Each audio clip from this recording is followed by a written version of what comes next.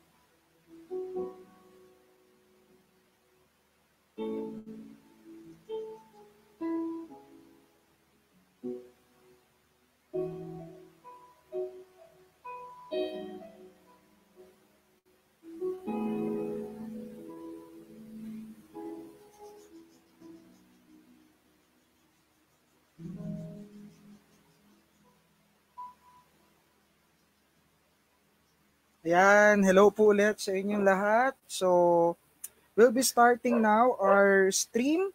We'll be starting now our webinar. Okay? So, introduce ko po yung ating resource person for the day. So, si Pastor Ray po is the teaching pastor of Norzagaray Christian Baptist Church. He is an adjunct faculty of MSW Department of the Asian Seminary for Christian Ministries. He's also a columnist from Philippine Journalists Incorporated sa People's Tonight. And he is the Theological Education Network Coordinator of Peer Fund UK, Advocacy Coordinator ng Micah Challenge, and he finished his MA in Mass Communication sa UP Diliman. He is the author of several books. Yung pinaka-recent nga po is ito, Bili na kayo ng church, Today's Search for the Best Church, Boboto ka pa, How to Think and Smart and Vote Right, and syempre a father to Yumi and a wife to Ate Shane. Palakpakan natin ng virtually dahil hindi naman tayo pwedeng pumalakpak si Pastor Ray Lemuel Crizaldo. Hi Pastor, good morning po. Hello, good morning. Ito yung death clap, no? So everyone, para mamarinig ka ganyan ang death clap. Oo. Yan, so kamusta sa lahat ng naka-tune in? Kami ay nasa Cavite sa General Trias. So I think as of the last update, parang meron palang isa sa amin na positive, pero napapalibutan kami ng mga bayan na marami ng infected ng ating coronavirus na kinakatakutan. So, marami bang pasaway dyan, Pastor? Balita ko sa Imus daw kasi kapag sinagpo si Governor John Vic, ang top 1 yata Imus Dasma eh. Hindi, in fairness, magaling ang aming social media dito. Laging mayroong reminder at napaka-relevant, no? Pati si Cap Henry ginagamit nila para alahalan ng mga tao na to stay home and keep safe. Diba? Ayun, so Pastor, paano 'yon? 'Di ba po nagpapastor kayo sa Norzagaray, Bulacan. So kumbaga parang dulot-dulo ng mundo. So paano po kayo nag-adjust dito sa ating community quarantine? Nako, nung mga unang weeks bago mag-lockdown, syempre nag-uusap kami ng aming leadership kung itutuloy ba namin ang aming worship o hindi. Malamang ang mga nakikinig sa atin, you must have caught the conversations of whether to host a gathering or i-cancel na yung worship service. So, nagkasundo yung aming church, syempre after nung lockdown, na mag-meet na lang kami online. Yan. So nag-isip kami ng mga ways, yung mga options, ano ang kayang itulong sa atin ng available na technology para kahit hindi tayo magkakasama, physically, at least magkasama-sama pa rin tayo digitally. So yun ang ginawa namin sa church. So ngayon, so we're exploring options, tapos tinatry namin yung mga platforms na available. So, ayun, di ba, Pastor, parang napuwersa tayo as a church na wag mag-meet. Kasi hindi naman, sabi nga, this is not persecution, this is for our protection, sabi nga nila. So parang napuwersa yung church na hindi mag-meet as a church. So parang nagbago tuloy yung definition natin ng church, no, Pastor Ray.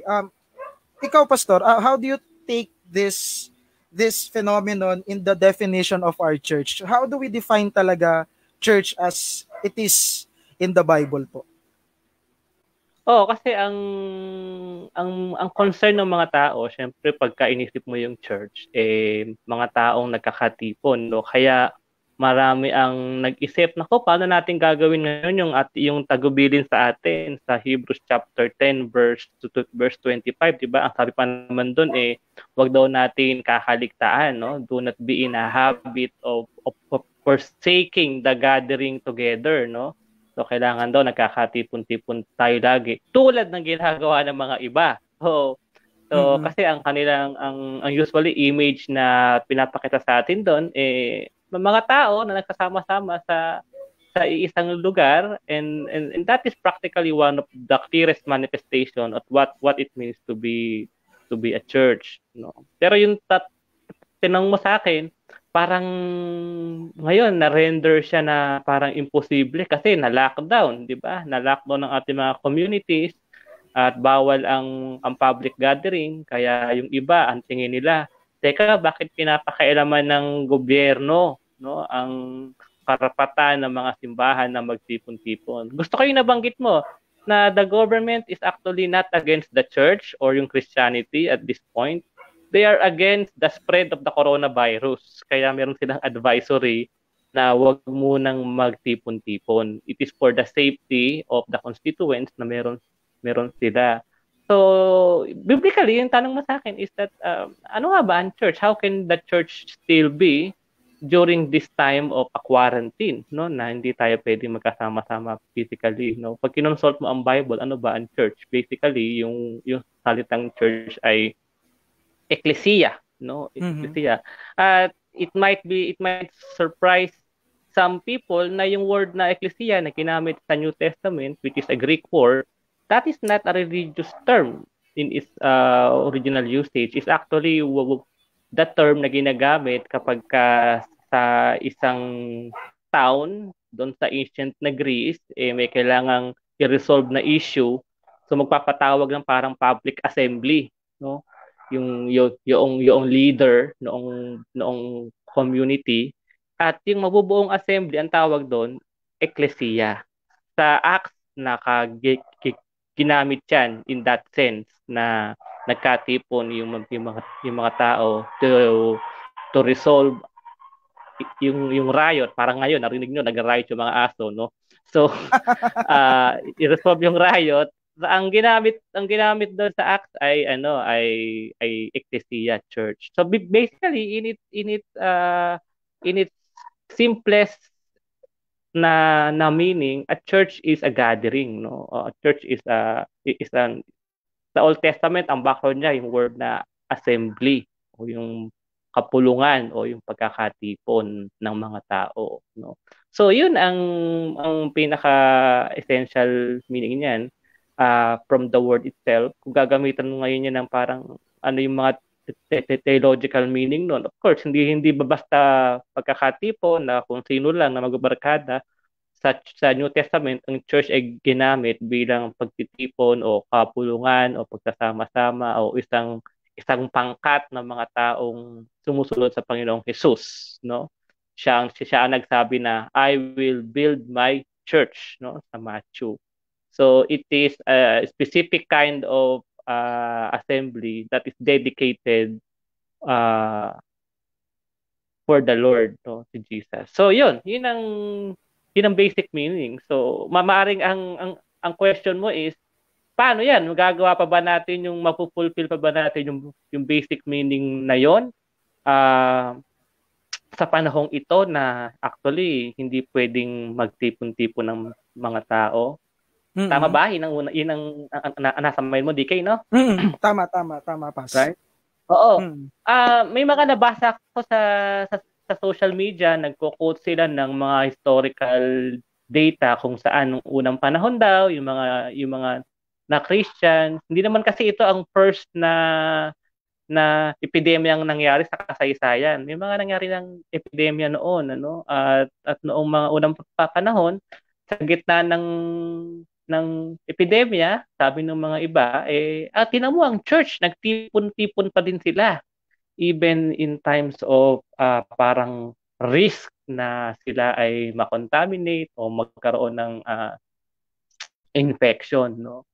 But we have to understand because that is the only thing available to them at that time, no? Yung wala pa yung parang technology na meron tayo ngayon. Parang ngayon, magkasama tayo. Nasa ka nga ba, DK? Nasa Navaliches ka, tama? O Navotas? Navotas, di ba? Nasa Navotas ka, ako naman ay nasa Cavite, pero magkasama tayo, di ba? So, hindi sabi nasa lang isang sa kanila yung gantong store. Oo, nasa isang screen pa tayo. At yung paghatid natin ng mensahe, real time, no? Naririnig mo, naririnig ko, at naririnig din lahat ng mga nakatune in sa atin. So, hindi pa available sa kanila yung technology na yan na available sa atin ngayon. At actually, hindi lang pang dalawang tao. May mga technology ngayon like yung Zoom, no, yung Google Hangouts that will allow us actually to be together na maramihan, up to 50 or more, pwedeng magkatipon-tipon in one screen, we can see each other. So yan yung mga, ibig ko lang sasabihin, yan din yung mga historical development na available sa atin ngayon na kailangan natin ding i-consider, no, when we try to make arguments from history na, ay tinan mo nga yung mga unang mga Christians, sila nga nagkatipon-tipon din, ganyan. Pero meron akong gustong i-share din kayo, okay lang ba? Sige lang po. Kasi bawat panahon may teknolohiya. At ang mga sumusunod sa Panginoong Jesus is aware na they can use technology to their advantage, especially when they are in a crisis. Like for example, si Apostle Paul, no, si Apostol Pablo, na-quarantine din naman siya eh. Naka-experience siya ng quarantine. At actually, isa pa sa pinaka-masakit na quarantine nangyari sa kanya kasi it is not a voluntary quarantine. It is an enforced quarantine kasi kinulong siya, di ba? He was put in prison. Yeah. So, di na siya, ang kanya kasing ministry ay umiikot siya, di ba? Mapapansin nyo, he has, pero nga sabi ng mga scholars, 3 missionary journey. Nagpatalon-talon siya sa bawat bayan. Meron siyang road show. Siyang roadshow.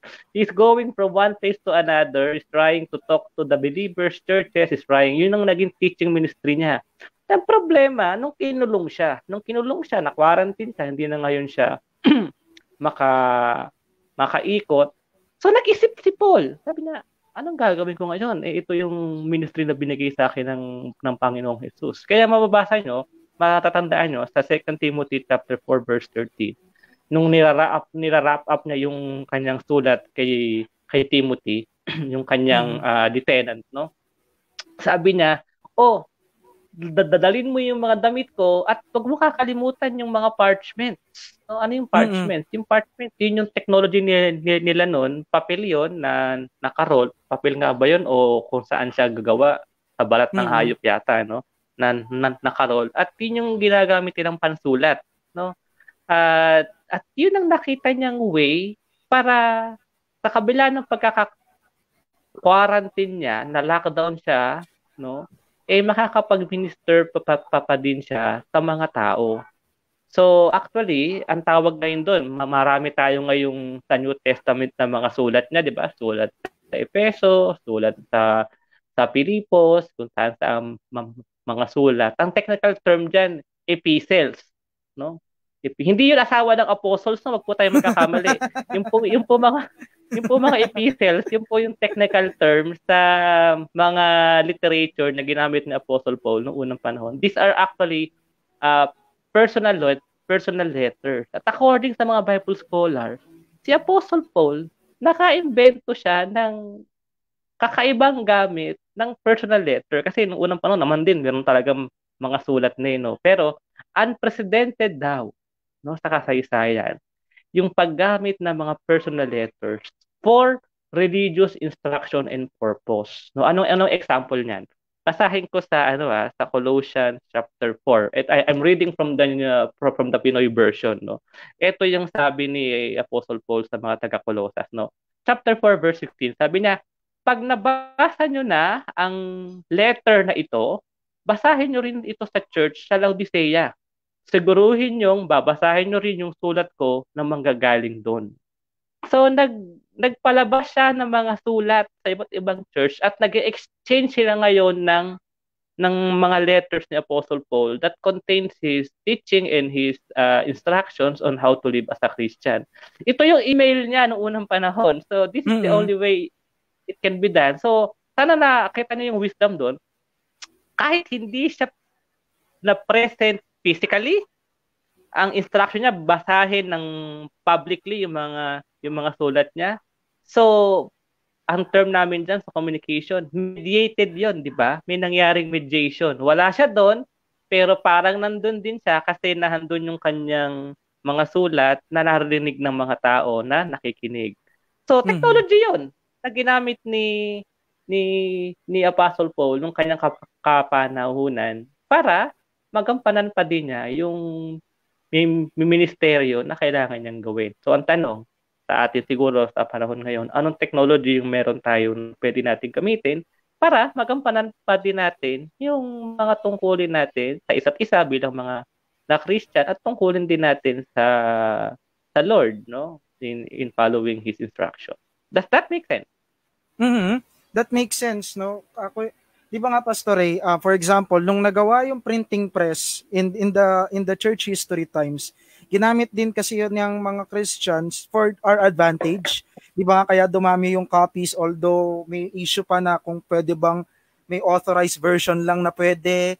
Tapos pero nilusot nila para dumami yung versions. Nagkaroon ng German version si Luther, if my memory serves right.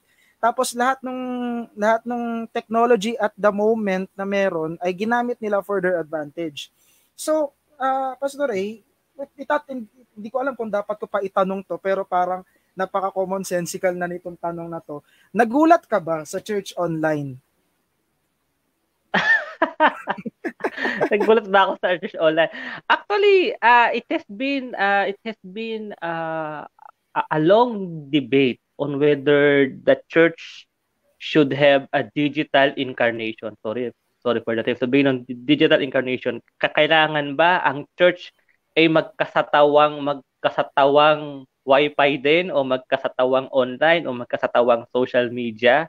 Kasi nahando ng mga tao. Tulad na kung paano nagkatawang tao ang Panginoong Jesus para abutin tayo, dapat din ba magkatawang digital ang church kasi may mga taong nasa online na halos nakatira. Diba? Sabihin, doon sila makakausap, nandun sila available, and actually, I think early 2000s may nirelease na book, no, yung The Internet Church. No? Malaking debate yon nung nilabas yung book na yon, yung The Internet Church. Kasi may mga tao na sasabi na, nako, baka Ayan, magbigay yan ng... Oo, no? Oo, kasi sabihin ako, kasi ang concern ng mga tao is that baka magamit yung online as an excuse, no, or as a substitute to the real thing. Ang totoo, sabihin, totoo yung physical, baka maging substitute yung digital to the physical, which for some people they considered yung physical as more real than the digital. So malaking debate 'yon, ano? So actually may mga churches na medyo advanced mag-isip. So kahit wala pang quarantine, they recognize na may mga pagkakataon na may mga members sila na hindi makakapunta sa church physically for whatever reason, maaring nag-migrate na sa ibang bansa, wala doong iglesia. Parang meron akong kaibigan, no? Meron kaming member sa church, nag-migrate sila sa Japan. Tapos ang problema nila sa Japan kasi ang Christianity 0.1% lang. So wala kang makikita ng church talaga doon, kahit siguro weird na church, papasukin mo na, meron ka lang makasama na naniniwala sa Diyos o tumatawag sa Panginoong Jesus kahit na medyo mag-iba kayo ng mga paniniwala sa mga bagay-bagay. Kasi wala eh. Pero ang request nila sa amin, naku, pwede ba tayong mag-live stream para at least yung aming pamilya, parang makasama din namin yung kayo kapag Sunday. Kaya for a time, mayroong yung aming church, nag-live stream kami ng aming worship service before the quarantine to, ha, noong siguro years ago pa to, para matugunan namin yung ganung pangangailangan ng mga tao na hindi kayang makasama sa amin physically. Sa ganung mga pagkakataon, hindi ko natatanungin kung yung bang experience nila digitally ay real o hindi. Kasi tanong ko yun na may choice. Sa kanila na walang choice, hindi nila tanong yun kasi the most real thing they can have as a community of believers na makasama nila. At ngayong nagkaroon tayo ng parang enforced na quarantine sa mga komunidad natin, we cannot meet,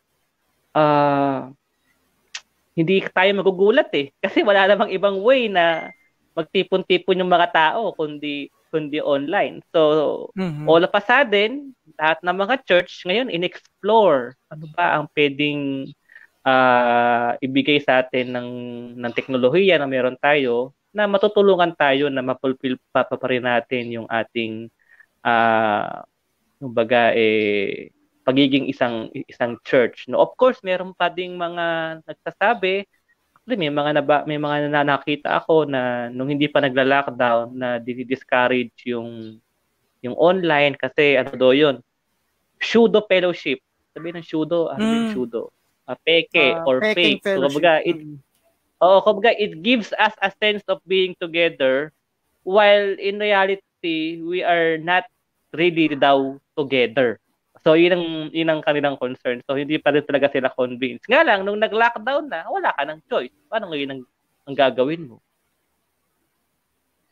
So, we are left with only choice, no, ngayon. No, sabi nga, it's not an option, it's the only choice that we have. So, ayun nga, Pastor Ray, no, and maraming mga, parang nag-open up tuloy yung opportunity for online church na dahil nga hindi siya option kundi only choice. Kaso, for example, yung communion, ayan, maraming views on the communion. Kasi syempre, di ba, ginagawa natin siya as a church, gathered as a church. Pero sa inyo, Pastor Ray, would communion be okay kung online communion? Actually, siguro ang nasa likod ng iyong tanong o yung tanong na yan, what is really the underlying issue in that kind of a concern, which is very legit. Tama naman tanongin yun. Tama din nating i-ask na kunyari, yung communion, which is basically ang meaning nun, communion with the Lord and our being commune as a community together, no, as a body of Christ na magkakasama-sama tayo. Tama na kapag ginawa natin online yung ba napupulfill pa din natin yung essence of what communion is all about, no. But ang gusto kong sabihin is that I think ang issue nasa likod ng concern na yan is whether we can consider the digital as real. Totoo ba yung digital? So, kasi kaya mo tinatanong yun. So, yung digital gathering, yung pagsasama-sama natin online via screen, totoo ba yun o hindi? Kasi kung wala kang issue doon, hindi mo tatanungin yun no? So ako, ang mamiging sagot ko dyan, ang determine kung totoo o hindi ang isang pagsasama-sama yung authenticity at pagiging genuine ng iyong pagiging available at present. Kasi di ba sabi natin, kahit sa physical gathering, you can be physically present but mentally absent. Mentally, spiritually absent. Nandun ka, pero wala ka naman dun. Nakaupo ka nga dun sa harap ni pastor, katabi mo yung mga church, pero nagpe-Facebook ka or anong iniisip mo, wala ka rin talaga dun.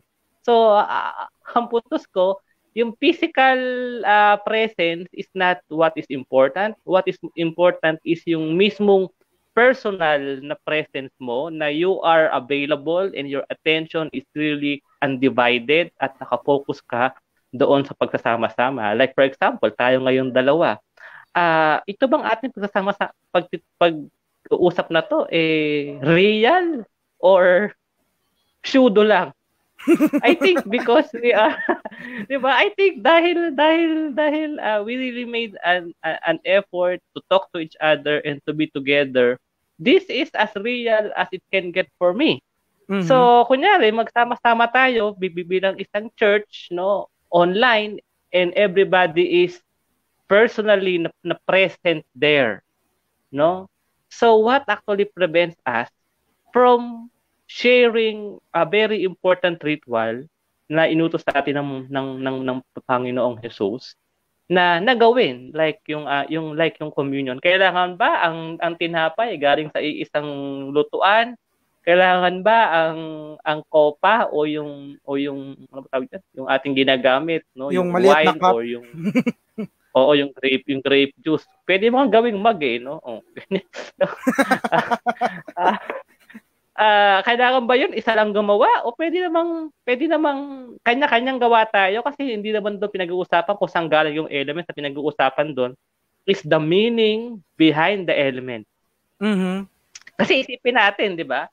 'Di ba sabi ng merong depende kung ano ang theology ng inyong church kasi may mga churches na ang tawag diyan yung iba symbolical lang daw yung Lord's Supper. Sabihin, it is just a symbol that Jesus is with us. Pero may mga church din nagsasabi na Jesus is actually spiritually with us or spiritually na present with us during the communion. Kaya tinatawag na communion because we are communing in community with the Lord and with each other. Pero kahit naman si Jesus, yung presence niya doon, hindi physical, kung hindi spiritual na presence, di ba? So I think in situations like that, when we think of the body of Christ, no, together, yung unity ng body of Christ, ano yun? Spiritual yun, no? Hindi lang siya physical because the body of Christ can be physically together but spiritually apart. Do you get what I mean? Diba? Yeah. So, pero, pwede rin naman na yung body of Christ are physically apart, but spiritually together and united. So, in such a situation, aided by technology like this, what actually prevents you? No? So, ang presence natin, digital, ang presence ng ating Panginoong Jesus, spiritual. Anong diferensya? Para sa akin, maaring we just lack the term kung paano tatawagin yung presence ni Christ during the communion. Okay. That makes sense. That makes sense. Kasi parang ang nangyayari ngayon, we are making napuwersa rin yung mga theologians na gawin na yung digital theology na matagal na namang parang nirarally natin na hindi, we're moving digital pero bakit parang sorry po sa mga baka may mga nanonood po dito, hindi po namin meant na ma-offend kayo, di ba? Pero parang ang issue pa rin natin gifts of the spirit, ang issue pa rin natin continualist o cessationist. Parang pero ngayon nagbago yung issue na ano na ba, what is really church, no? Is church ba digital? Is this digital church real or kailangan talaga magsama-sama? Ayun, let's move Pastor Ray sa online church dito sa Pilipinas. No, I know that kung bibisitahin niyo po yung kanyang academia account, makikita niyo po yung profile ni Pastor Ray at naging consultant si Pastor Ray ng isang mega church. Tama po, Pastor. So, as a online pastor na basa ko gabi. Okay. Ayun, so insider story ba or insights po. Paano alam ko po kasi isa sila sa mga nag-pioneer nung online church, nag-pioneer sila nung isa nga in discipleship, wala pa yung Zoom, wala pa tong quarantine pero sila mismo ang pagkakaalam ko meron na silang Skyfellowship. Yan, yung may Skyfellowship training na sila. Tapos parang everyone now is doing online, di ba nga kaya sabi nitong Christian comedian, pray for pastors as they attempt to make this Sunday live stream not look like a Bin Laden capture video. So Pastor, ano po yung thoughts ninyo regarding online church? May disparity ba between the big churches and the not so big churches, and how must the small churches or tayo na mga local churches, yung mga community churches, must respond to this community quarantine in such na kung kailangan ba na talagang mag-live tayo. Ito nga yung question natin eh. Kailangan bang magkaroon ng Facebook page na isang church? Kailangan ba nilang mag-live? Or what's your thoughts, Pastor Ray? Yeah, I think we need to understand, ito very important to, no? Yung issue lagi ng context, it determines what is appropriate for you in the use and utilization of technology that is available. Anong ibig sabihin ko niyan? Kung kunyari yung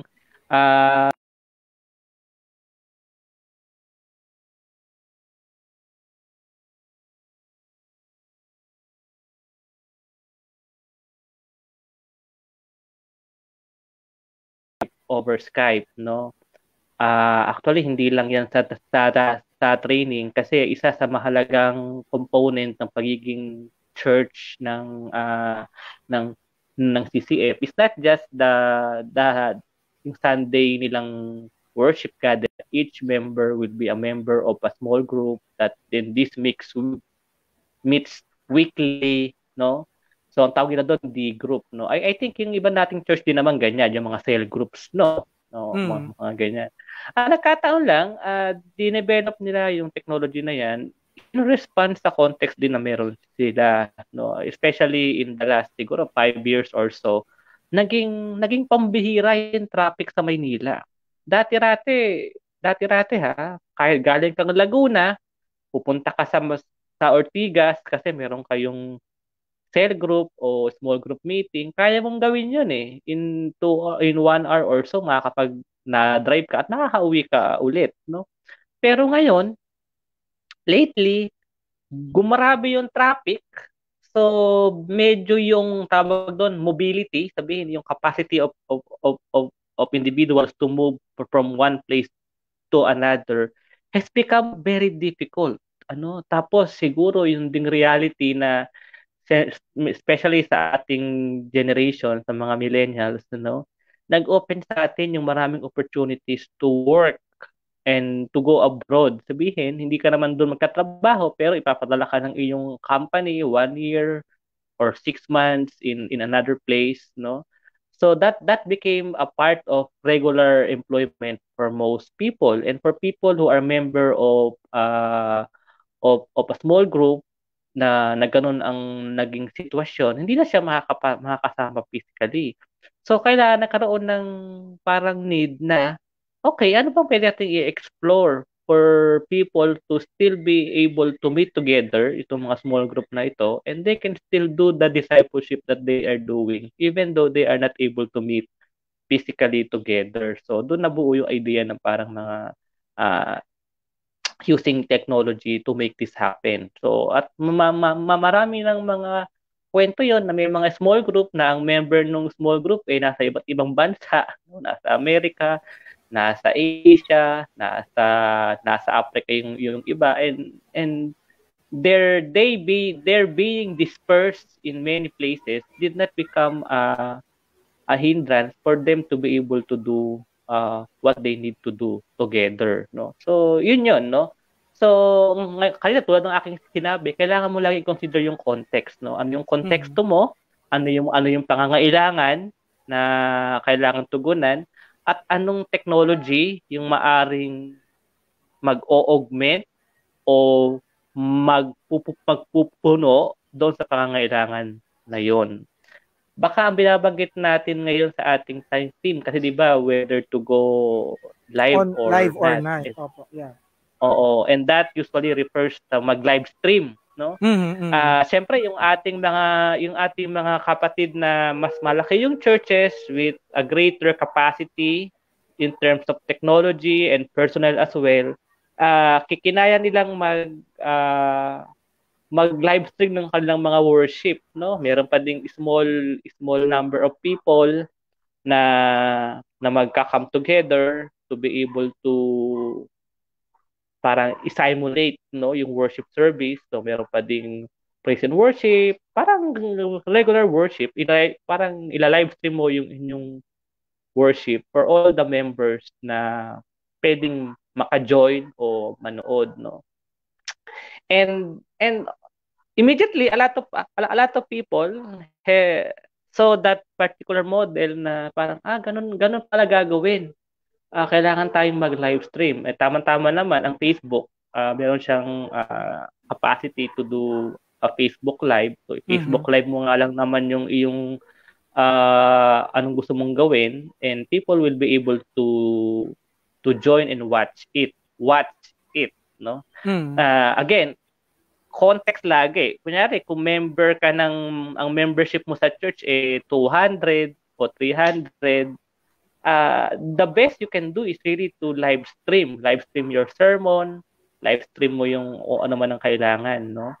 Pero the case may not be the same for smaller churches. Kasi yung mga malalaking church, 200 kayo sa church, mahirapan talaga kayong magkaroon ang parang pinaka-best option nyo is to do a live stream, no? Kasi yun, ang dami mong member. Pero kung maliit lang kayong church, like for example, you are composed of mga 10 families or so. So kung 10 yan, siguro times 5 per family, baka ang membership nyo lang nasa 50 or 60. Ang tanong, kailangan ba kayong mag-live stream? So, syempre, na-pressure yung mga kapatid natin, mga pastor, na ang ginagawa ng ibang church, so mag-live stream din siya. Ang problema, hindi naman siya equipped ng kanyang technology. Ay, ibig ko sasabihin, magandang mic, para maganda yung sound quality, tapos maganda rin yung camera. Hindi, kaya nga yung joke. Nagmukha daw Osama Bin Laden. And that is because of the technology na available din sa kanila. We have to remember na not everybody affords to have the same level of technology as the others. Yung iba hindi ganun ka high-tech yung kanilang gadget. Yung iba nga even yung bandwidth ng internet hindi ganun kabilis. So kailangan isipin din natin yun, no? So, kaya I think a few weeks ago, I posted something on my page kasi may mga churches akong nakita na gano'n na medyo nahirapan. Kaya sabi ko, hindi lang naman live stream ang option. Actually, kung maliit lang kayong church, hindi mo na kailangang i-duplicate yung meron na. Sabihin ko, kung meron nang nagla-live stream, pasalamatan na natin ng Diyos sa kanila kasi they are able to do it. At i-enjoy na rin natin, gamitin natin. No? Kasi it is an effort of the body of Christ. Kailangan mo talaga lahat ng bagay. Church natin gumawa, may logo natin. No? Hindi naman kailangan siguro ganun. We can actually benefit from the body of Christ. Pero ang nakita kong mas mahalaga siguro, hindi lang yung manood ng worship. No? Kasi manonood ka hindi lang yung manood ng worship. Ang nakikita ko na mas mahalagang matugunan, especially for a small church, is paano mo pupunan ngayon yung pagsasama-sama together. Kasi if you are a small church, you are used to be together every week. Kinakamusta mo kamusta na yung inaanak ko, kamusta na si baby ganto, kamusta na si lolo ganyan, na linggo-linggo na nakikita mo sila. Ngayon bigla hindi mo na nakikita. Kaya gumawa ko ng isang post parang solutions for small na churches which you can actually na mahanap sa aking Facebook. I-post ko yung link mamaya sa post na ito. Ang sabi ko doon, actually, kung maliit kayong church, you can use apps that will help you gather. So, ang aim nito, hindi worship service. Ang aim nito ay fellowship, gathering together, to be able to pray together, to read the Bible together, to discuss ideas together, to be able to update each other, no? So, pwede niyong gawin yan. Kunyari, kung 8 lang kayong pamilya, Messenger allows you to be in a video call na 8 lang kayo. Hindi mo na kailangan mag-download ng mga iba pang apps, no? Yun lang Messenger, video call. So, in an instant, nandun kayong lahat. So, makikita mo yung buong pamilya, pwede kayong magkamustahan, pwede kayong makapagpalakasan ng inyong loob, mag-share ng recipe na mga niluluto natin ngayong day ng quarantine, naubusan na kayo ng pwedeng iluto. So, you get my point. And kung mas mamalaki kayo yung church, you can use yung Zoom or or Google Hangouts to be together. No, that's the point, to be together. Kasi I think ang worship service nakakalungkotan din na especially siguro in the past years, yung worship service naging parang concert Napapanoorin mo. Diba? Parang hindi ka naman masyadong participant, nandun ka laorin mo, papalakpak ka, kakanta ka, sasabayan mo sila. Pero yun lang, that's the most you can do, no? Okay naman yun, pero I think there's more to the gathering of the church than that. And that means, ibig sabihin nun, yung sa Hebrews chapter 10 verse 25, di ba sabi doon, do not, basahin ko nga, sandali. Hebrews chapter 10 verse 25. Ang sabi doon ay, wag nating itigil ang pagsasama-sama natin para mag-worship gaya ng ginagawa ng iba. Instead, palakasin pa natin ang loob ng bawat isa, lalo na ngayong nakikita nating malapit na ang araw ng Panginoon. Tapos verse 24, maging concerned tayo sa iba at i-encourage natin ang isa't isa na magmahal at gumawa ng mabuti. Magkasama yung verse na yan. Usually, ang ating atensyon na handun sa magsama-sama. No? Pero kaya magsasama-sama, ang pinaka-goal kasi doon ay, sa English, maganda, spur one another towards love and good deeds, to encourage one another. So, ang point is to be able to encourage one another. So, yun ang goal. Yung pagsasama-sama, that's the means. Kumbaga, yun yung means mo lang yun. No, ang bottom line is you are able to encourage one another towards love and good deeds. So, kung magagawa natin siya using technology, I think yun ang mas mahal nating i-emphasize. So, how do we be an encouragement sa isa't isa by being together, bagamat ito ay online lang o digitally. Yeah. Does that make sense? So does that answer your question? Yeah, opo. And I think nga, Pastor Ray, kasi nagkakamali, but I don't know if the term is correct kung nagkakamali tayo, but parang nalilito tayo why the church exists. Parang yung question is kasi is the purpose of the church. Bakit ba nagpupunta sa church? So are we in the church to be a spectator? At alam ng mga nanonood ngayon, lalo na 'di ba puro worship team ang common na audience natin dito sa page. We know for a fact that people come to church not to be as a spectator, but to worship, but to participate in the experience, quote unquote experience. But ang nangyayari nga po, napag-usapan nga natin to Pastor Ray sa chat, instead na nagiging fellowship siya, nagiging performanceship nga siya, para nagiging showmanship na That's the term bakit ba tayo nag-online church? Para may maipakita sa iba. And I think that gives undue pressure to the small churches, not to demean the big churches because they're doing their job. They are encouraging others, which I think is the aim of the church. Sabi nga sa verse, di ba? Let us consider how we spur up one another toward love and good deeds, not meeting together, not giving up meeting together. So parang ang aim kasi is to encourage. So the big churches, Victory, CCF, G12 are doing the live stream and they encourage their people.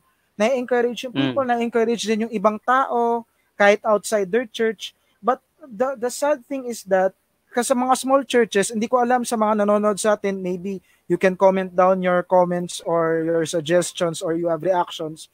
Ang nangyayari kasi, nape-pressure yung mga small churches to be at par with the big churches, at be at par with the angles and the lights and the quality of the sound. Di ba, parang kapag nag-live yung CCF, for example, ang ganda ng tunog, ang linis, pero pag nag-live yung church natin, dahil naka-cellphone lang tayo, minsan magbabagal pa, yung LTE natin na 4G, naubusan tayo ng data, naging edge na lang. So, instead na naging pampalakas tayo, kumbaga, Di ba po? Instead na naging encouragement tayo, naging distraction pa tayo sa iba. And I think most of us would agree na ayaw nating maging distraction para hindi nila makilala si Lord dahil poor yung ating quality ng sound, poor yung quality ng signal natin. So, yun I think ang nahit po doon, Pastor Ray, is that let's go back to why the church exists in the first place. Kasi we're doing church but we don't know why we're doing church. I think that's the reason nakalimutan na kasi natin yung why. And the why is na-emphasize natin is to encourage one another. Ba't ba tayo nagmi-meet? Is to encourage one another. Hindi tayo nagmi-meet dahil papagalitan tayo ni Lord. Kasi parang kapag binabanggit kasi itong Hebrews 10:25, tapos hindi pala absent ka sa church, parang pinapagalitan ka ng pastor mo indirectly na parang hindi mo ba alam Hebrews 10:25, 'di ba? Huwag ka nga absent. Huwag ka nga absent kasi ginagawa 'yun ng iba. 'Di ba? So parang ano ako, pastor, ako ba yung iba? Pero yung the main gist there is yun nga nasa verse 24 na we are encouraging one another kaya tayo nagpupunta sa church. So, yun po. And again, nakita nga natin, Pastor Ray, the phenomenon has been, hindi na nga siya naging participative, naging watching experience na lang siya. Parang naging watch party na lang ang church. So, watch later. Watch party, parang naging on demand yung church, Church on demand.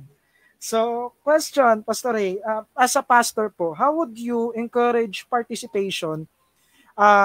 Kunwari, if the church is doing the live stream, okay, bukod pa dun sa mga small groups na nangyayari sa Messenger, sa Google Hangouts, o sa Zoom, if the church is doing the live stream, the full service, like the praise and worship, the preaching, even the giving is now online, na di ba dati nga ang iniisip natin, pag nag electronic cash tayo, di ba demonic to? Di ba? Pero bakit ngayon nag-electronic cash yung bakit yung tithes natin electronic na? So, how as a pastor po, paano nyo po i-encourage yung participation in the online church experience po? Linawin ko lang, there are many ways to do it.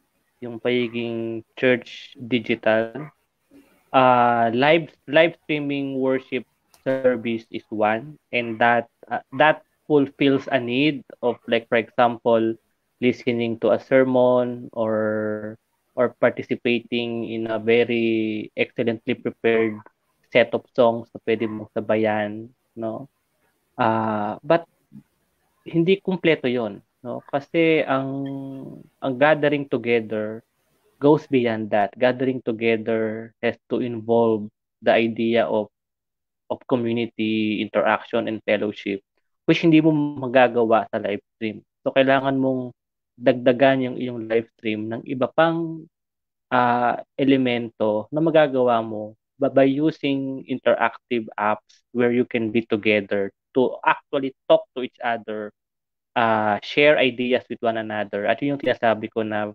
community online gathering. So, iba yung online gathering via live stream. Iba din yung online gathering via, for example, Messenger or Google Hangouts or yung sa Zoom.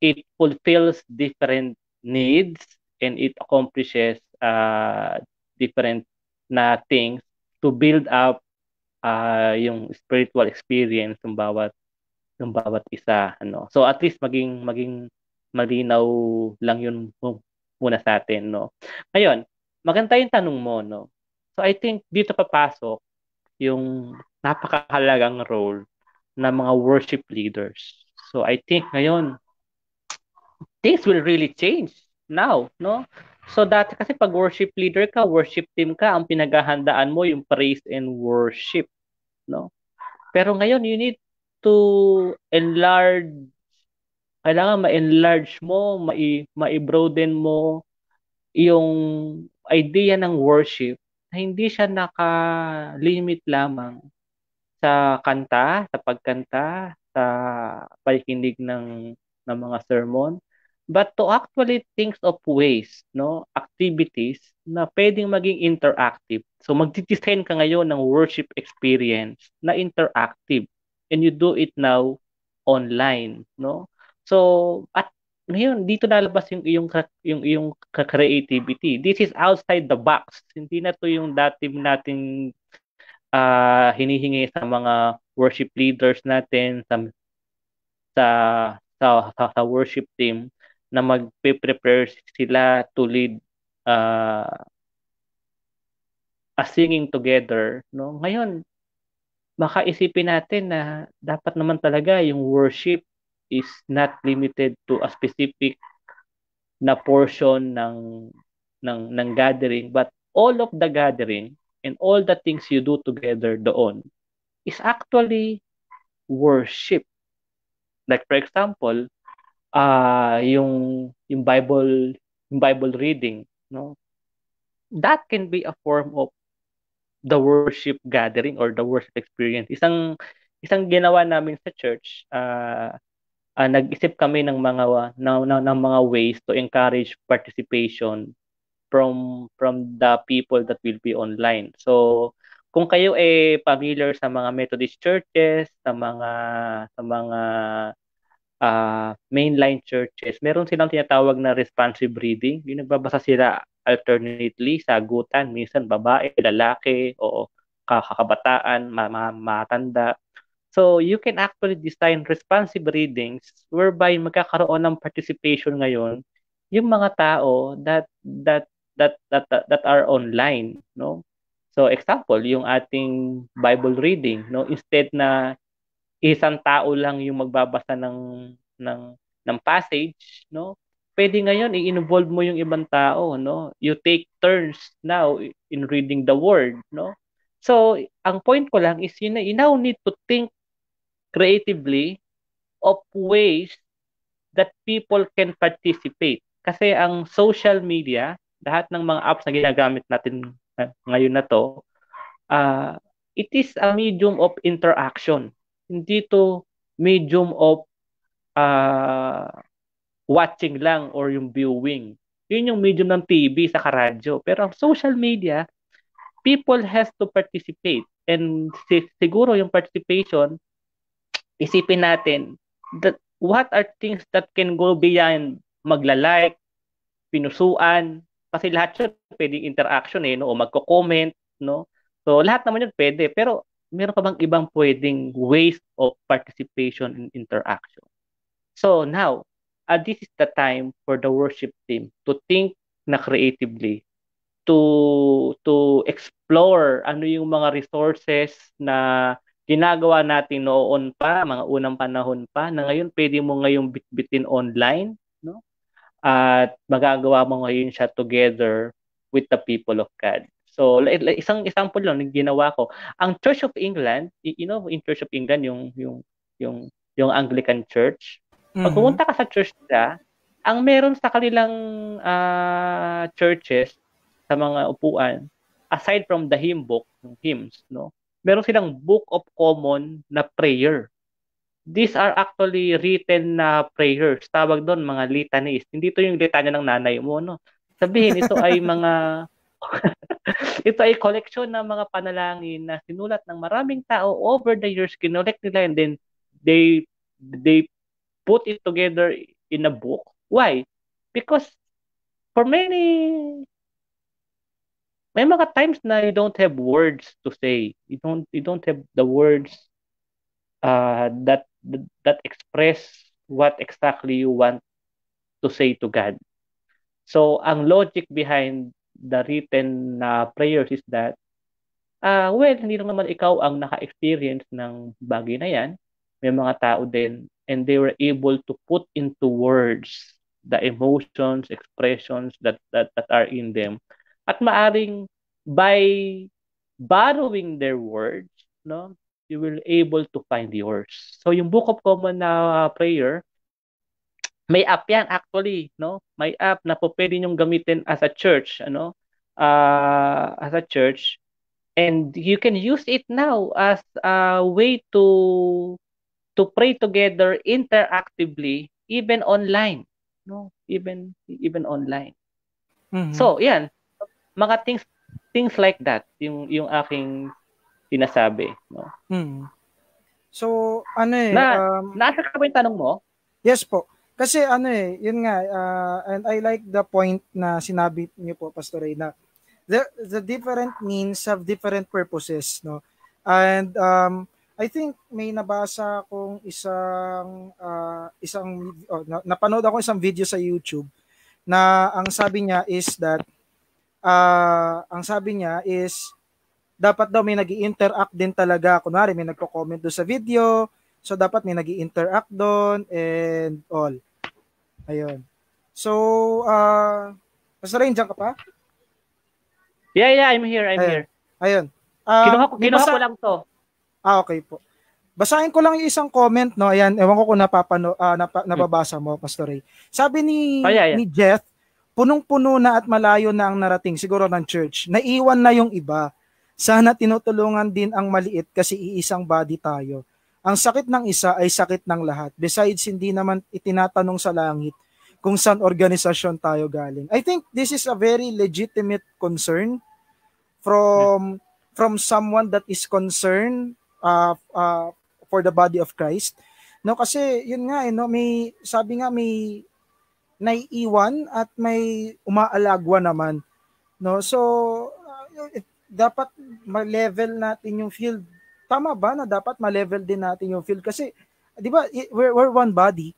We're one body in Christ. And well, the reality with one body in Christ is that we have different parts, no? Hindi ako mata, hindi lahat pwedeng mata, hindi lahat pwedeng ganito, ganyan. Ayan, may question po tayo, Pastor. Basahin natin.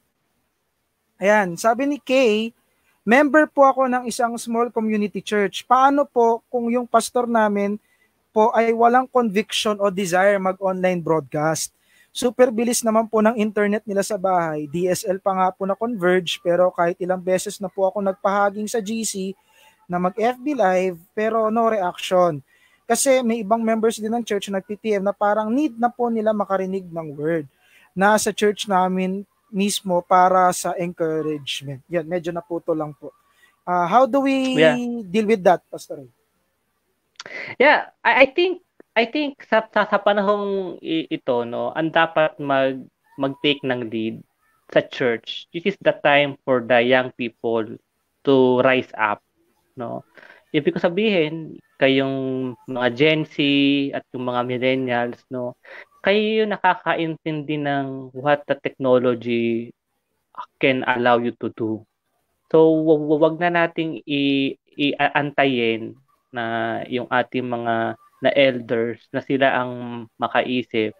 Kasi maaring sila din naguguluhan kung ano ang gagawin, no? At tayong mga familiar sa technology, tayo yung pwedeng mag-suggest ng paano gagawin, hindi lang yung kung ano. Kasi baka yung kung ano, they don't also understand what does that mean, no? Like for example, kung magpe-Facebook live siya, mag-go on live siya, baka nakaka-pressure nga yun. Kasi unang-una, kailangan mong magdamit ng maayos, tapos naka-short ka, no?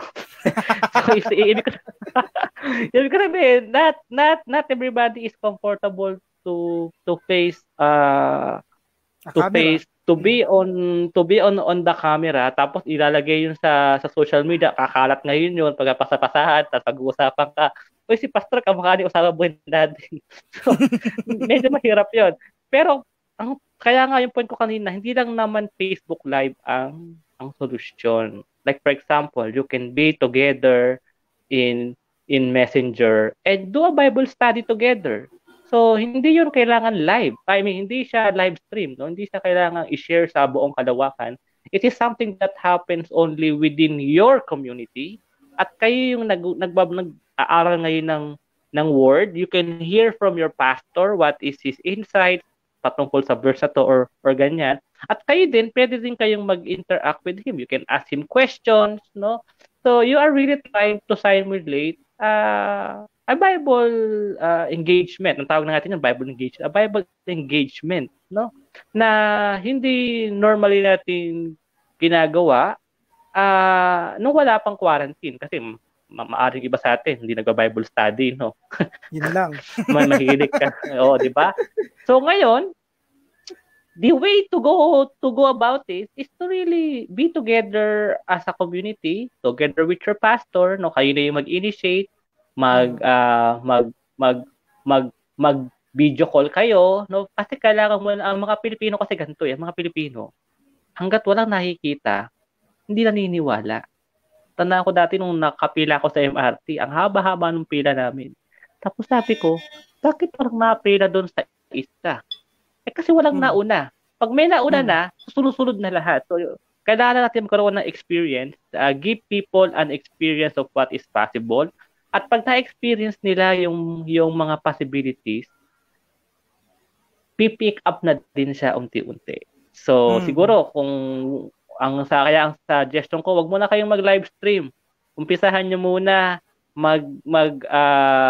mag-online gathering using Messenger or yung Zoom, no? Yung Zoom is very efficient, no? Ang problema lang sa Messenger, may limit yung kayang i-show on screen, no? Hanggang 8 lang yung tao na nandiyan sa screen. And then from there, pag nabuo nyo na yon, so maaring sasabihin nyo na Pastor, okay po yung mga insight nyo kanina, baka pwede po kayong mag-record, no? I-record nyo lang po sa video, mas dagdag na explanation patungkol sa verse na to, ano yung Greek word sa ganyan, ano ibig sabihin, tapos i-upload nyo po as a video dito sa ating Messenger group. So, pwede kaming mas matuto pa. So, kumbaga, kita mo yun, kung may dambuhalang elepante, how do you eat an elephant? You chop it into smaller pieces. No, unti-unti. Hanggat ma-perfect nyo yung approach that works well with you as a community of faith. Yun, kasi again, no, parang balikan natin po yung isang comment kanina, parang nagkaroon na ng disparity between the small and the big. Tapos nape-pressure, talagang may pressure to do the live stream. So kaya nga step by step, tama po kayo doon, Pastor Ray. Di ba nga discipleship? I think ako. Yeah, sige, Pastor. Yeah, ako ang concern ko lang, kaya lang naman may disparity kasi may gusto kang kopyahin. Di ba? Na hindi mo kaya. Kaya nararamdaman mo yung parang disparity na gano'n. Kasi meron kang ina-aspire na dapat maging gano'n kami. Kaso hindi namin kaya. So, naiwan kami. Kasi meron kang sinet na standard for you that you should be like that. Pero hindi naman kailangan mong yung standard nila, hindi nang gawin mong standard para sa inyo.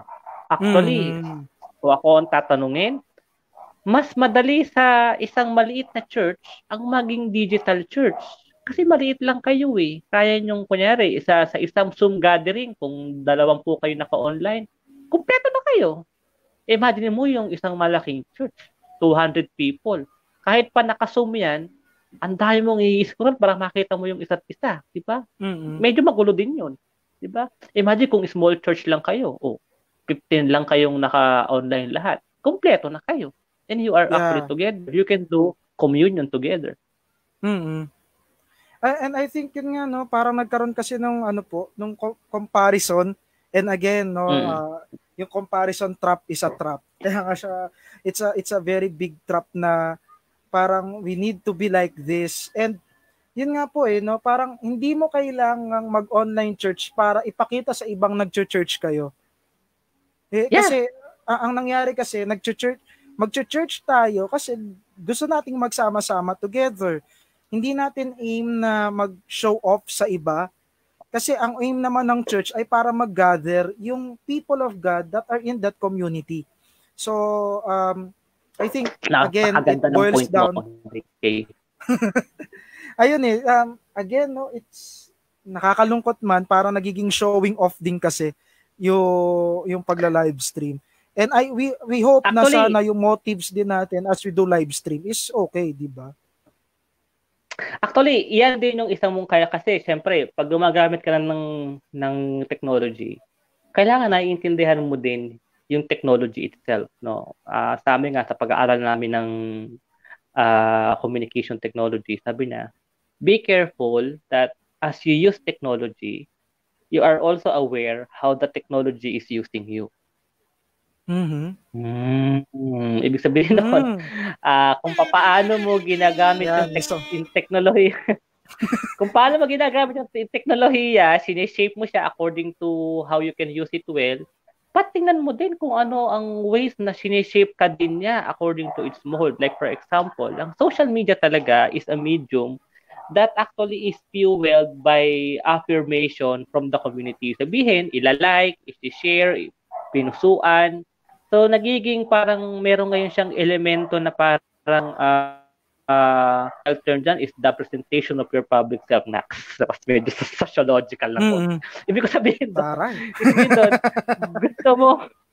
doon, gusto mong ipakita yung the best filtered na presentation of yourself para makakuha ka ng pinakamaraming like.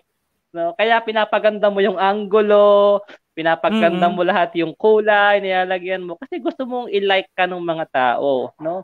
So, isa 'yun sa maaring sabihin nating negative effects ng social media as a technology because it turns you into a person na naghahanap ka ng approval, no? At pagka hindi ka nakakuha ng approval, lumulungkot ka ngayon, nade-depress ka, 'di ba? Tapos lalo pa pag napag-compare mo yung meron ka sa meron yung iba, lalo ka ngayong na-depress. Yung isa, meron ng 300 likes. So, ang sinabi lang naman niya, God loves you. No? Tapos ikaw, naghihirap ka.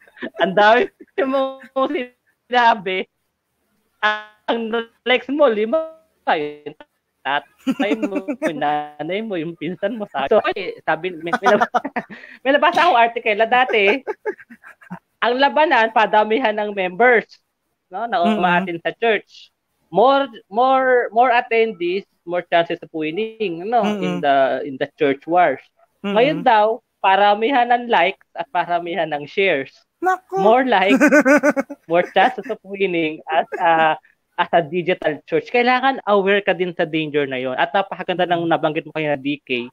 Sana kung gagawin natin to, this is not to show up to the world that we are doing something. You don't have to.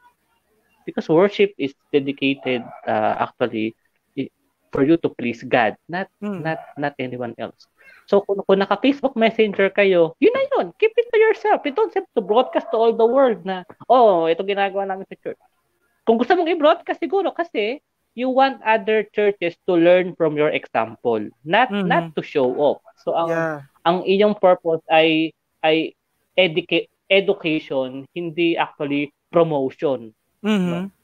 That you are actually better than anyone else. Yeah, that's right. Tingnan po natin yung iba pa pong yung iba pa nating comments, Pastor Ray. Sabi niya, nag-follow up siya na comment. Sabi niya, di po kasi maganda na i-bypass yung pastor, which is I think tama naman.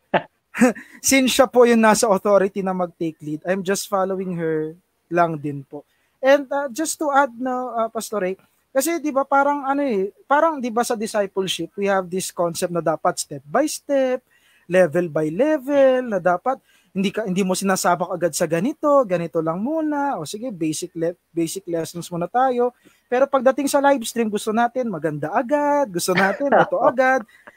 Parang again, mahirap din po kasi aminin po natin, ito nga pong teknolohiyang ginagamit namin ngayon ni Pastor Ray, hindi po to bayad, no? Ito po ay libre ng StreamYard, no? May 20 hours po, may 20 hours per month cap na libre para mag-live stream, para makapag-share po kami sa inyo. But the technology actually is costly, no? If you want to upgrade something, you need to invest on it. So, but saan ka mag-invest ngayon? Lalo na sarado ang CDR King, sarado ang mga shops, no? So, we work with what we have. Sabi po ni Von Asuncion, our situation highlights the fact that even though mahalaga at commanded sa NT yung gathering, mahalaga din ang personal feeding and family worship. Thoughts, Pastore? That is right. Actually, sa church namin, no, isend ko sa'yo DK, no? Isend ko sa'yo sa online. Baka pwede mong ma-share. Hindi to para ipagmalaki yung church namin, but just for our viewers to have an idea kung paano paano pwedeng maging kakasagutan doon sa nagtatanong sa atin, ano. Totoo 'yon, no, na ang paglago mo spiritually, hindi naman yan lang collectively, no. There are also ways that you should be doing it on a personal level as an individual and as a family. Actually, kung may magandang nangyari ngayon, it forced families to be together. Kasi for a longest time siguro may mga tao na they've been away from their family and they're making their work as an excuse not to see their brothers and sisters, not to be together with their parents for many reasons, no. But now we are together whether we like it or not. And when we are together, ano ang gagawin mo? If you are a Christian, hindi pwede na you are together as a family tapos wala kang spiritual dimension to that. So it may be itong papapanahon na to that as a family you need to read the Bible together, you need to have a devotion together, no. So kaya sa church namin, tinan ko sa DK sa Messenger, I hope nakita mo. Gumawa kami ng schedule. Every day, ano yung pwede namin gawin as a church. Like for example, umpisa kami ng, kumbaga, inisip namin ano yung rhythm. Kasi syempre, naka-home quarantine ka. So, napanood mo na lahat ng mga K-drama napanood mo, ubos mo na yung Chloe, tapos mo na yun. Ano gagawin mo? So, kumbaga, just to put into our rhythm while in the quarantine. Yan. Para tong spiritual discipline, no? Parang spiritual discipline. So sabi namin, sige, every Sunday we were going to have our online gathering via Zoom. So ang tawag namin doon, Together Sunday. Yan, Together Sunday. Tapos sa Monday, ang ginawa namin, ipapublish namin yung kumbaga summary, yung longer na version nung message ni pastor na hindi na kayang gawin doon sa Together Sunday kasi ang emphasis namin doon is basically to catch up with how everybody's doing, no. Fellowship talaga yung emphasis noon. So pero sa Monday ipa-publish namin yung longer na version noong message for the family to read. So meron kaming katawag namin doon family discussion. So pag-usapan ng mga pamilya, so magpe-prepare kami ng mga discussion guide kung saan pwede ngayong pag-usapan sa bahay, bawat bahay. So bahay-bahay na to. Yung topic noong Sunday. So ginawa namin 'yon para ma-involve yung bawat pamilya, no. Tapos meron kaming sa Tuesday, ang tag namin doon Thinking Tuesday. Yung Thinking Tuesday naman individual. So magpo-post kami ng mga timely na mga articles about what it takes to be a Christian in this time nang tayo ay naka-quarantine. At marami yan. Actually, nag-compile ako ng mga sinulat ng ating mga leaders, no, sa Christian community. Mula kay Bishop F, meron ding sinulat si Reverend Herman Moldes. Magaganda yung mga reflections nila about. So ipa-publish namin siya for individual reading, no, sa aming FB, no, individual 'yon. Tapos so kung may Thinking Tuesdays, Wednesday meron kaming Study Wednesday. So kinabukasan mag-Zoom meeting kami kasi baka may mga nabasa sila na may question sila, gusto nilang tanungin or hindi sila nag-agree. So we'll be having an online Bible study sa binasa namin na article. So pag-uusapan namin siya. So that is on Wednesday. Sa Thursday, tawag namin doon freestyle Thursday. Sabihin, kanya-kanya yan. So meron kang gusto ding i-share o mga video sa YouTube na po pwede mong i-share sa bawat isa. So it's just a freestyle, whatever everybody wants to do. And then on Friday, we're going to have our online prayer meeting. No? So again, via Zoom yun. No? Tapos, ang tawag namin doon ay Praying Fridays. And then on the weekend, bago mag-online gathering ulit ng Together Sunday, we will have a silent Saturday. So, again, ito yung time na i-try mong i-detox yung sarili mo. So, reflection lang. Rest and reflect. Bawasan mo, siguro bawasan mo yung mga binabasa mo. Kasi ang spirituality, hindi lang naman yan laging intake. Kailangan mo din ng detox. So, kailangan mo din ng, hindi lang laging listening. Kailangan mo din ng yung silence. No? Kasi pagka hindi ka nagaganon, pinupuno ng pinupuno, ma-overload ka, kailangan mo ng space din for new messages, di ba? Sabi nga sa mga text message natin. So, basically, kaya ko ito sinishare, we try to put a rhythm to what is gonna happen to us as a family of faith during this community quarantine.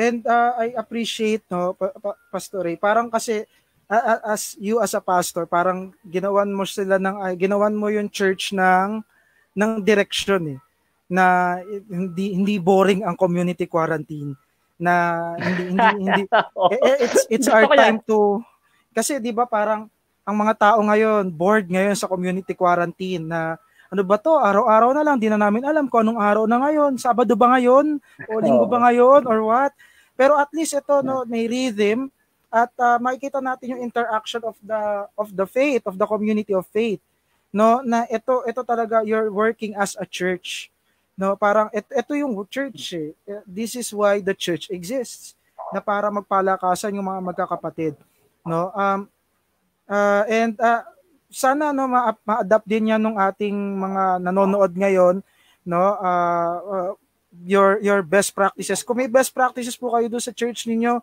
you can comment down para ma-share din natin sa iba.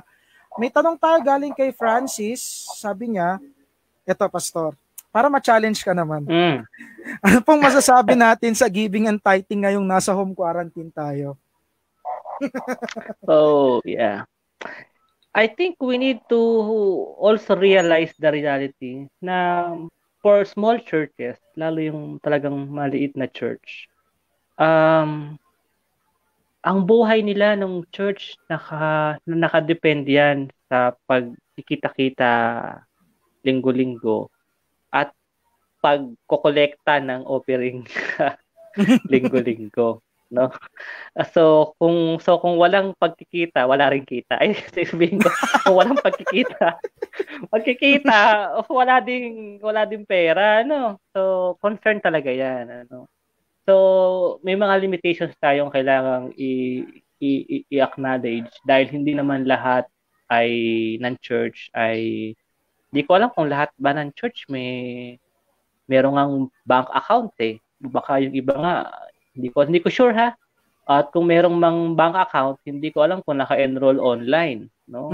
Na po pwede mong i-fund transfer. Pero sa mga naka-online naman, meron kayong bank account ng church, tapos naka-enrolled online yung inyong bank account as a church. Actually, sa bawat pamilya, meron naman ng mga millennials at mga Gen Z na naiintindihan how to do online banking. Lahat naman ngayon, actually kami ng wife ko, lahat ng aming bills online namin na binabayaran, hindi na kami pumipila. Lahat naka-GCash, sa 7-Eleven, which is open naman ngayon.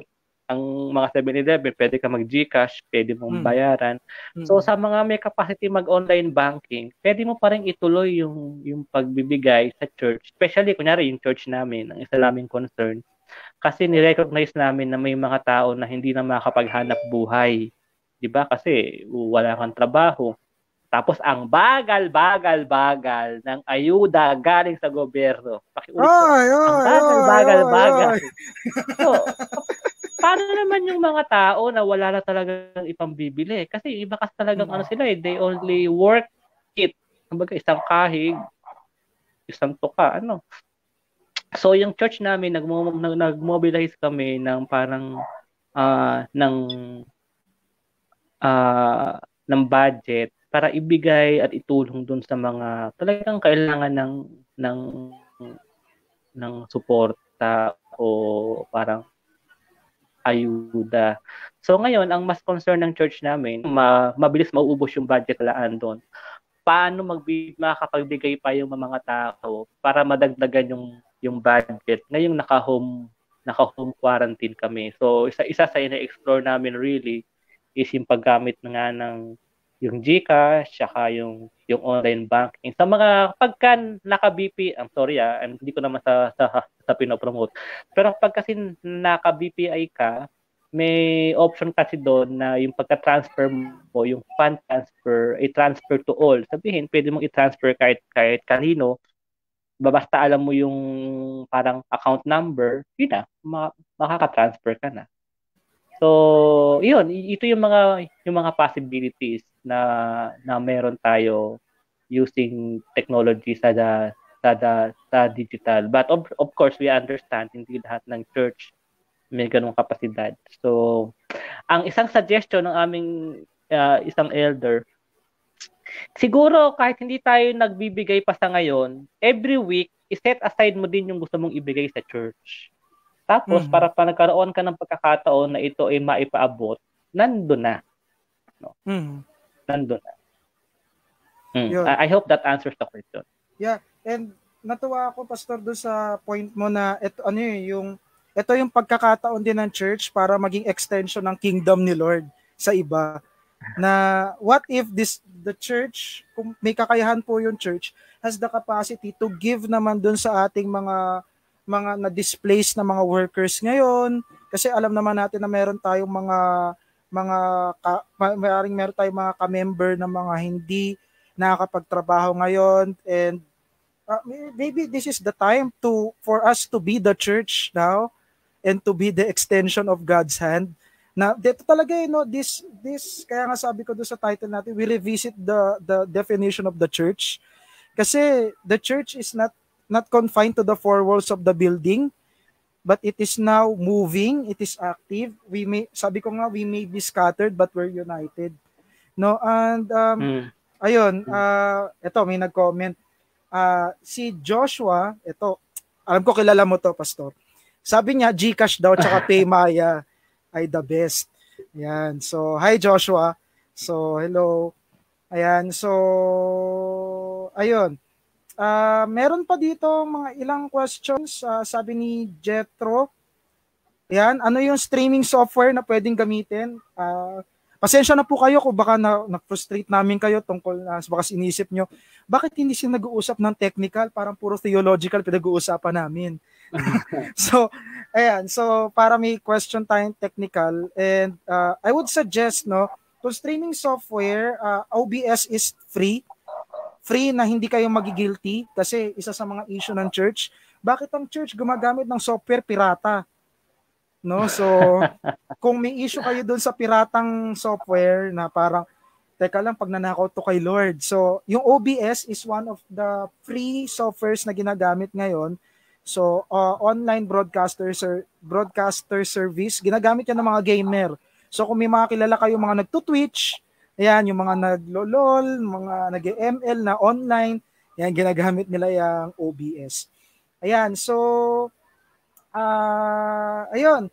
Ayan, hello daw mga sirs. Hi Pastor Ray, sabi ni Joshua. Ayan, so sabi ni Joshua, PayPal can also be used.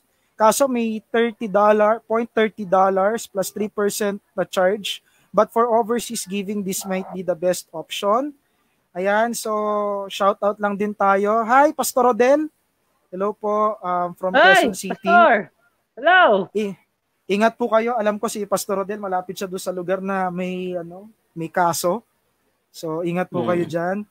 Ayan. So, wala na pong masyadong questions dito. So, let's wrap up, Pastor Ray. Yeah. Pasensya na, hindi ako nag-share masyado about live streaming technology. Kasi kung mapapansin mo, yung shinare ko sa inyo na gagawin namin sa church, wala kaming live stream doon. Mm-hmm. We intentionally did not do live stream. Hindi namin kailangan, kasi again, yung kanina kong pinoint, tandaan natin yon, i-assess nyo yung context ninyo, i-identify yung needs na meron kayo, tapos make an inventory of what technology is available that will meet your need and that will fit your context, and then get the people who can make it happen, sabihin they have the know-how, and then encourage yung mga tao, especially yung mga leaders, to be able to appreciate, number one, and then to adjust, no, into this new way of doing church, no. Yun yung mga steps na aking sinasuggest na i-consider ninyo. At nung pinalo namin yung prosesong yon, nag-arrive kami into the conclusion na hindi naman pala kailangan ng church natin na mag-live stream. Mas kailangan ng ay maging together online at this point in time. Tapos yung mga available na live stream na ginagawa ng ibang church, magagamitin na lang namin siya for our own. Sabihin, hindi na namin i-duplicate yung meron na kasi meron na eh. So, i-enjoy na lang namin. At magkapasalamat kami sa Diyos sa buhay nila na gumawa ng mga ganun. So, ang ganda, no, Pastor Ray, no, kahit saan pwede mong gamitin hermeneutics, lahat. Sabi nga, di ba, context is the key. No, because, again, no, there's no one size fits all, Pastor Ray, no? Kasi we think that the norm is to have live stream, but thank you, Pastor Ray, because for enlightening everyone na it's not a requirement, no? It's not a requirement for the church to have live stream na lahat may live stream, no? And ayun, just gusto ko na tong sige po, Pastor. Promote TK. Go, Pastor. Common na prayer na to. Ang dami dito mga ideas na pwede mong gawin. Ito ang good news. Available to online as an app. Hanapin mo lang siya yung icon na yan. At yung online app na yon, magagamit nyo na doon yung napakadaming mga pwedeng activities na pwede nyo gamitin sa church. No, downloadable to. Wala pong bayad. So hanapin nyo lang po siya sa Google Play at saka sa App Store. Yan. Ayun. Okay, wrap up. Pastor, wrap up. Final question. Ano sa tingin mo, what do you think would be the future of the church after this quarantine? Good question. I think we will not be the same again. Kasi we are experience a different kind of being together as a church, at dahil na-experience natin siya, I think magiging part na yan ng ating buhay. At kung dati medyo negative tayo o hindi natin pinapansin ano yung benefits na pwedeng maibigay sa atin ng paggamit ng digital solution sa ministry, baka ngayon mas maging open tayo. And I can see the church more and more mas magiging active sa digital space, for the better, no. At I hope din, dahil may experience natin siya first hand, magiging aware din tayo sa mga dangers din at mga concerns na dapat niwa-watch out din natin when the church migrates online, no. Lahat ng pangingibang bayan, no, paglilipat, lahat yan may mga pagbabago kang may encounter at may mga kamalian ka na magagawa, and I hope we would learn from the lessons of that experience. Wow. Ganda, Pastor.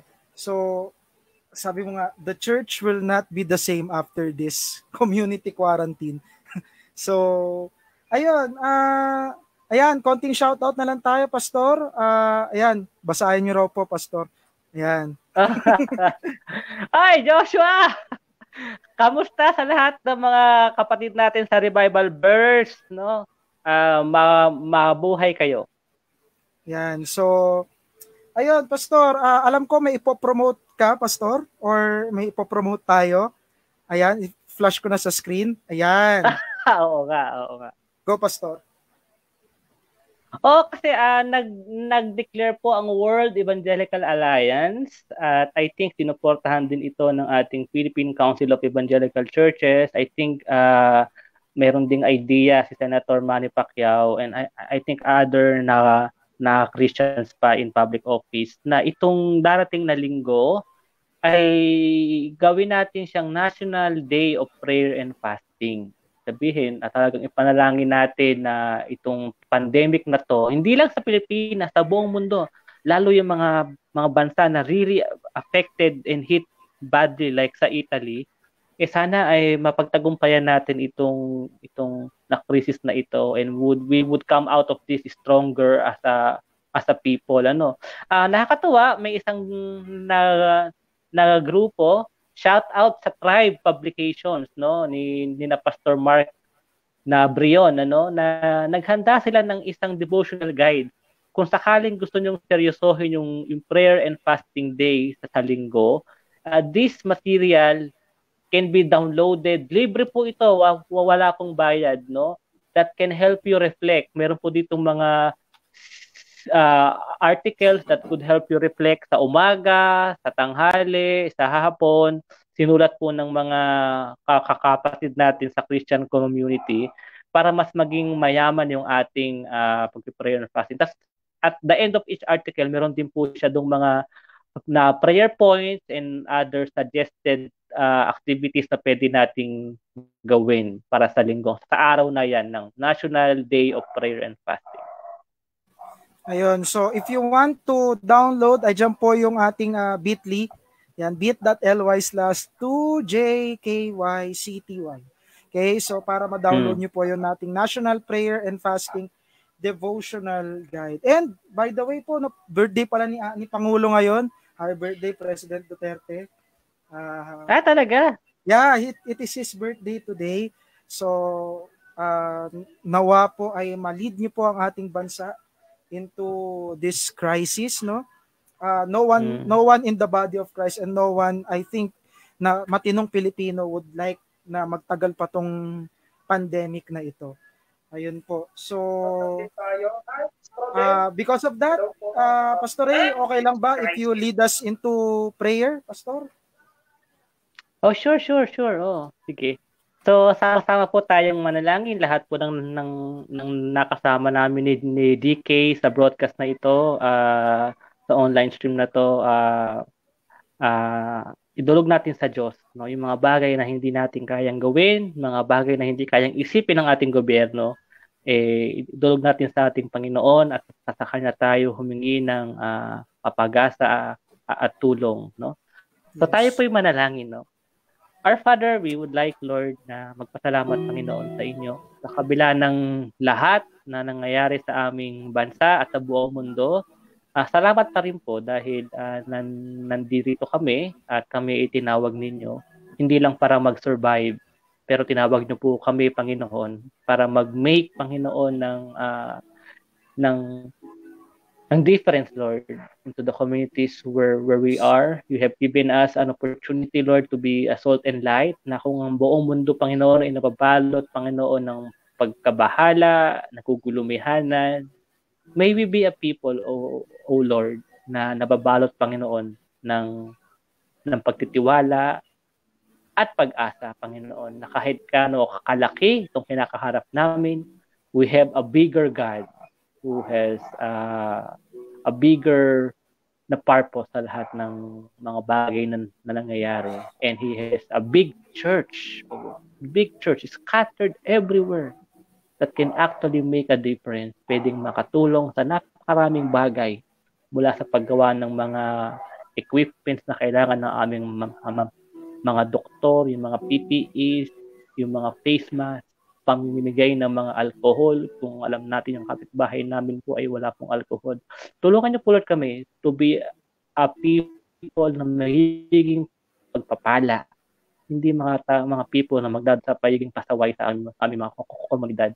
May we be examples of what it means to be a good citizen, responsible individuals, Lord, as we try to contain itong pagkalat ng coronavirus, Panginoon. Lord, we would like, Lord, to lift to you yung aming mga leaders.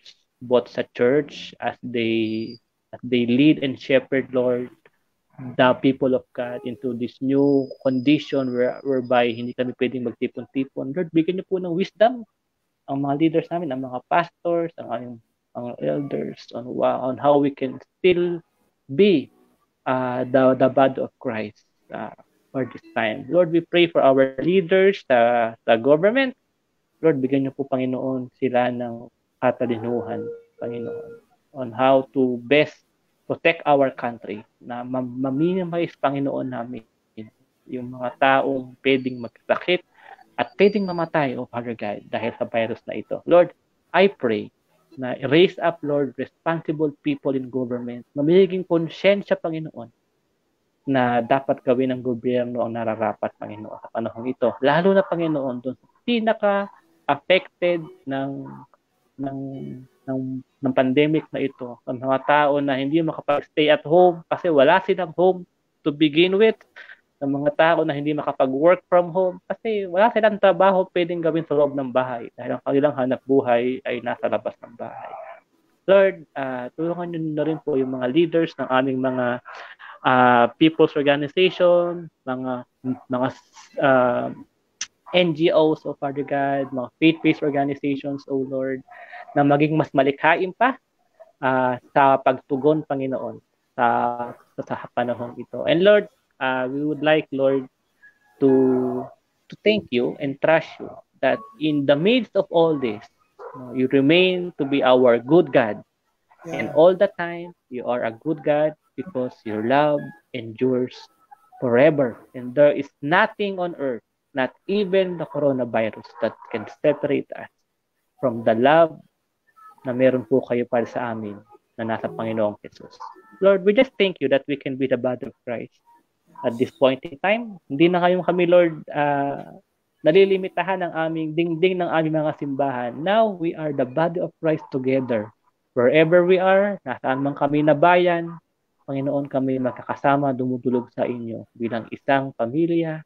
And we know that we have a loving, isang mapagmahal na Ama at isang compassionate na kapatid in our Lord Jesus Christ. And Lord, all of this, we lift up to you. Kayo po ang aming pag-asa.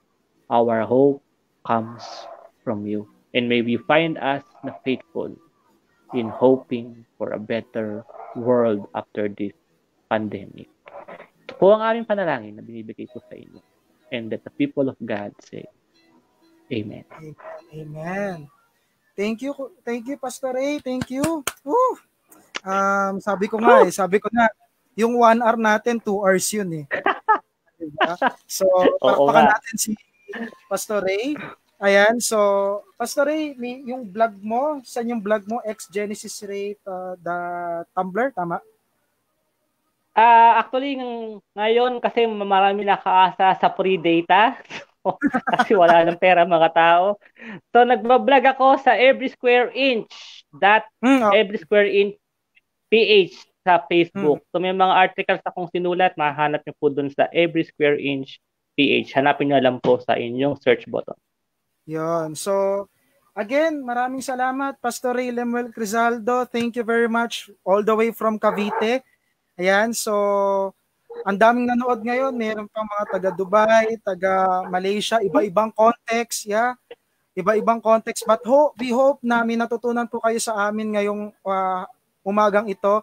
Sa mga nagtatanong po, this would be free for everyone at mananatili po ito sa Facebook. Hindi po namin buburahin to. This would be a resource for you, mga kapatid. Again, maraming salamat po. Ako po si Don King Evangelista from Navotas, and may God bless you all. Mag-ingat po tayong lahat. Stay safe, stay at home. Maraming salamat po. God bless you. Bye-bye. Bye po.